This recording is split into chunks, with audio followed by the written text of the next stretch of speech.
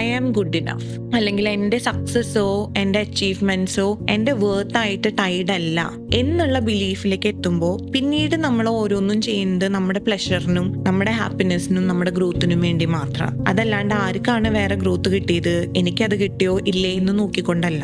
ആ മാറ്റങ്ങൾ കൊണ്ടുവരാനായിട്ട് സബ് കോൺഷ്യസ് മൈൻഡ് വഴി ഹിപ്നോതെറാപ്പി വഴി സാധിക്കും. നമ്മൾ ചിന്തിക്കുന്ന ഒരു പാറ്റേണിന് ഒന്ന് തിരിച്ച് ചിന്തിക്കുക എന്നുള്ളതാണ് ഇതിൽ കൂടെ നമ്മൾ ചെയ്തത്. അതേപോലെ എന്താണ് നമ്മളുടെ പാറ്റേൺ എന്നുള്ളതും ഐഡന്റിഫൈ ചെയ്യണം. ചില ആളുകൾക്ക് അറിയാം അവരുടെ പാറ്റേൺ എന്താണെന്ന്, ദേ ആർ വെരി അവെയർ, അവർക്ക് അറിയാം എന്താണ് അവരെ ഇതിലേക്കെല്ലാം ലീഡ് ചെയ്യുന്ന പാറ്റേൺ. ചില ആളുകൾക്ക് അത് അറിയില്ല. ചില ആളുകൾ ചോദിക്കില്ലേ, എന്താണ് ഞാനിങ്ങനെ എന്നെ വിഷമിപ്പിക്കുന്ന ആളുകളെ മാത്രം ലൈഫിൽ അട്രാക്ട് ചെയ്തുകൊണ്ടിരിക്കുന്നത്. അതെങ്ങനെ കണ്ടുപിടിക്കാൻ പറ്റുക?